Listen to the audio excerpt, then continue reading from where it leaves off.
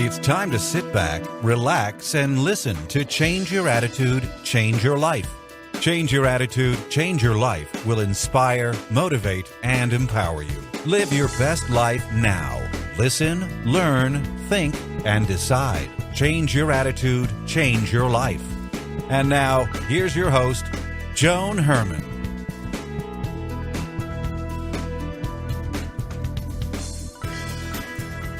Welcome to Change Your Attitude, Change Your Life. I'm Joan Herman. Thanks for tuning in. Change Your Attitude, Change Your Life brings you interviews with some of the most inspirational and influential people in the world. It's our goal to educate and empower you so you can live your best life now. Thank you for taking time for yourself, and thank you for letting us be a part of your life. We have another great show for you today. What can you do to achieve a life that has purpose and direction? For years, today's guest, Dr. John Demartini, has taught countless people how to be a master of their destiny.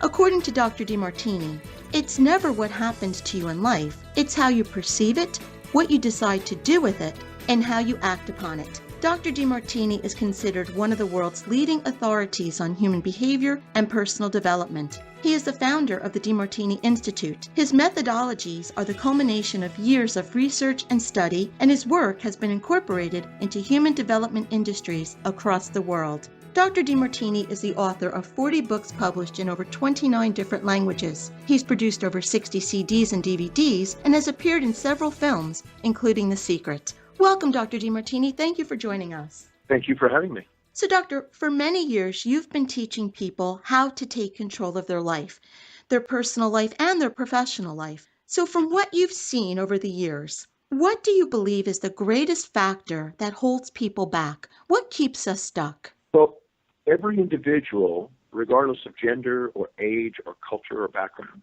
has a set of priorities, a set of values, things that are most important to least important in their life, that they live their life by.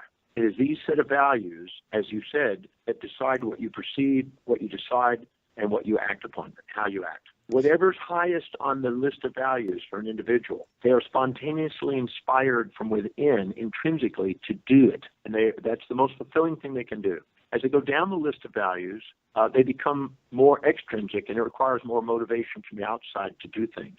So if a person sets goals and intentions that are aligned and congruent with what's truly highest on their value, what's really, truly important, not what they just imagine to be, not what things they expected from other people, but what is truly meaningful, they have the highest probability of achievement, self-fulfillment, and they have the ability to take command and wake up their natural-born leader, expand their horizons, and automatically wake up their capacity to magnetize opportunity. So the number one factor is setting goals that are congruent with what you value most.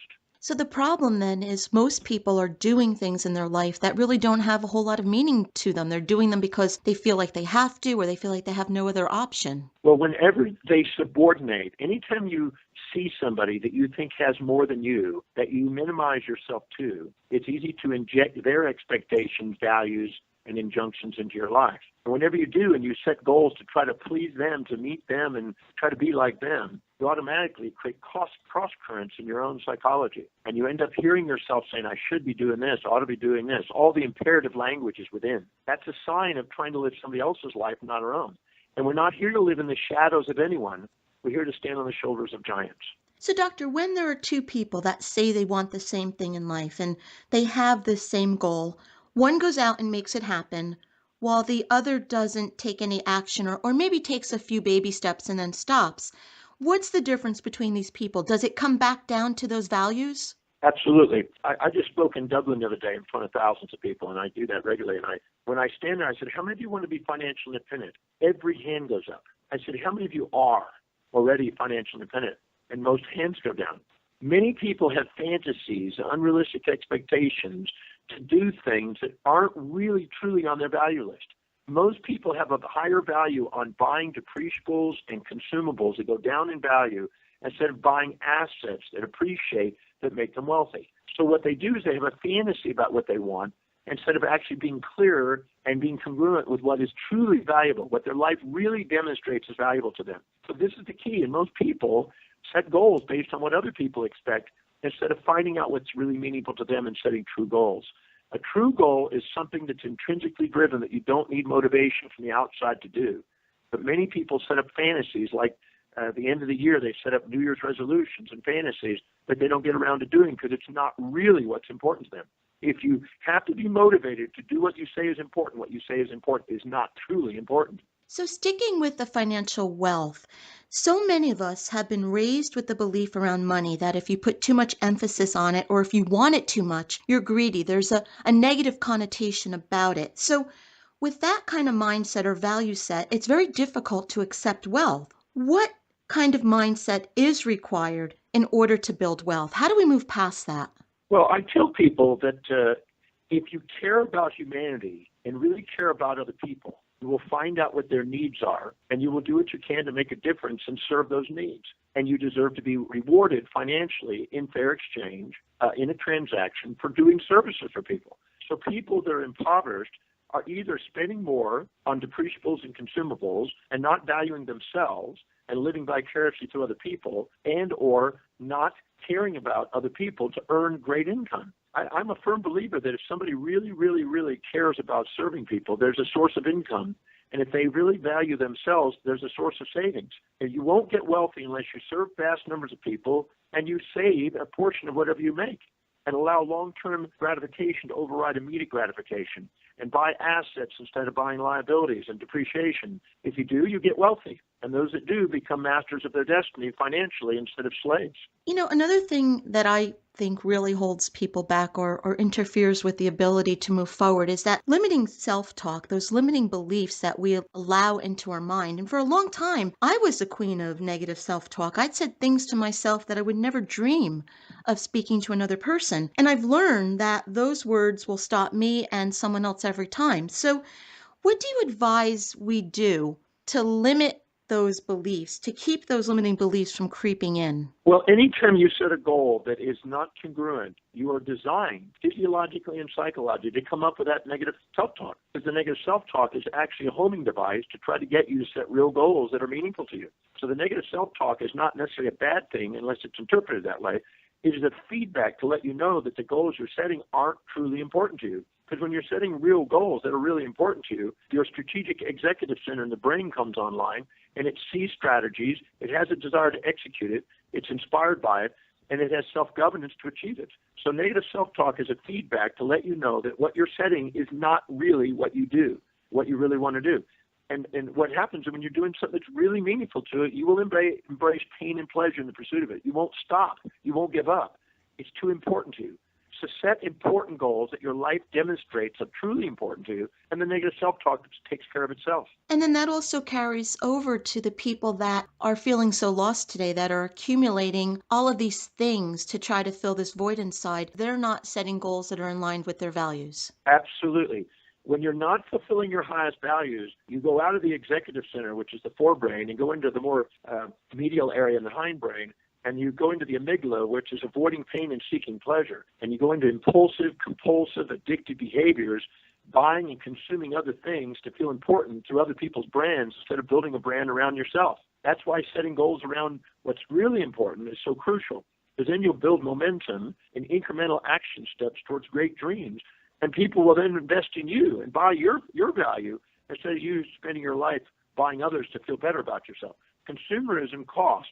Building a service that makes a difference in people's lives pays. So how does this tie in with the fact that many people are driven by their emotions? We're emotionally driven. Grief, anger, jealousy, sadness. These emotions govern pretty much everything that we do. So how do we keep them in check and tie that back to setting goals based on values? Well, anytime you compare yourself to others instead of compare your daily actions to your own highest values and dreams, you're going to have that. And anytime you expect others to live outside their highest values, because each person makes decisions based on their values. Whatever they think is going to give them the greatest advantage or disadvantage, greatest reward or risk is what they make a decision for. So if you expect others to live outside their own values and expect them to live in your values, or you expect yourself to live outside your values and in somebody else's values, you're going to have what I call anger and aggression, blame and betrayal, criticism and challenge, despair and depression, the desire to exit and escape, because you'll be angry. You'll be jealous because you're sitting there judging yourself and others instead of understanding human behavior and knowing that people live according to values, not other people's expectations. So once you figure out what's important to you and you set goals based on those values, is that enough to carry you through those obstacles to be able to break down those walls? Well, many obstacles are byproducts of setting partly fantasies. If you set a goal that's meaningful, it'll be objective and it'll be balanced. And you'll think out and mitigate with foresight all the possible things that could go wrong, and you will then have a contingency plan to mitigate those risks, and then you will take action without reaction. And you'll foresight it. It's much wiser to have foresight and strategic planning and mitigate the risks than it is to go hindsight and go through trial and error and then get defeated. So plan things out, think out what could go wrong, come up with contingency plans, and then pursue your dreams. And if it's really meaningful to you, you won't let pain or pleasure interfere with the pursuit of a great purpose. My guest today is Dr. John Demartini, and on Dr. Demartini's site, there is a wealth of information, and through his books and his CDs and DVDs. And if you'd like to learn more about him and his work, you can visit his website, drdemartini.com. That's drdemartini.com. Doctor, in our final moments, what do you want to leave our listeners with? What is the takeaway? I want them to know that if they're willing to identify what's really valuable to them, and that's one of the things that on the website, there's a complimentary value determination process so they can set goals that are congruent. And go online and do that. It's complimentary. But if they set goals that are congruent, that are truly aligned, it's wiser to have one or two or a few goals that are meaningful than a bunch of illusions that you self-defeat on. But if you set goals that are very meaningful, you will not only build momentum, you will not only achieve more, you'll give yourself permission to do something more extraordinary as a natural-born emergent leader doing what you love. And to me, that's the way you live your life with fulfillment instead of frustration.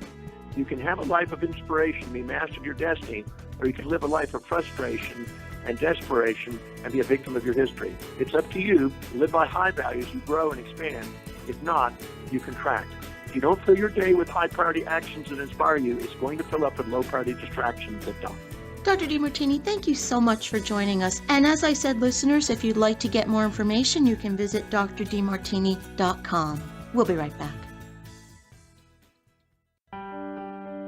Hi, this is Joan Herman, host of Change Your Attitude, Change Your Life. Did you know that Change Your Attitude, Change Your Life has a free monthly digital magazine that can be read online or emailed to your inbox? Every month, nationally recognized leaders in their field provide information to educate, inspire, and motivate you. We believe in a holistic approach to life, incorporating mind, body, and spirit. Check out a copy of Change Your Attitude, Change Your Life 24/7. Visit cyacyl.com and be sure to tell your friends.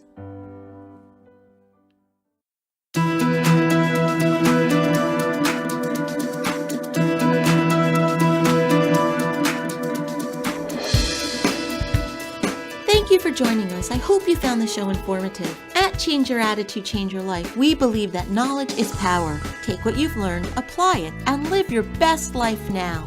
Remember that the information provided are the opinions of our guests and should never replace the advice of a professional who knows your personal situation. If you'd like more information, visit our website, cyacyl.com. While on the site, listen to past shows on demand, read our digital magazine, take part in the book club, check out our team, and be sure to follow the show on social media.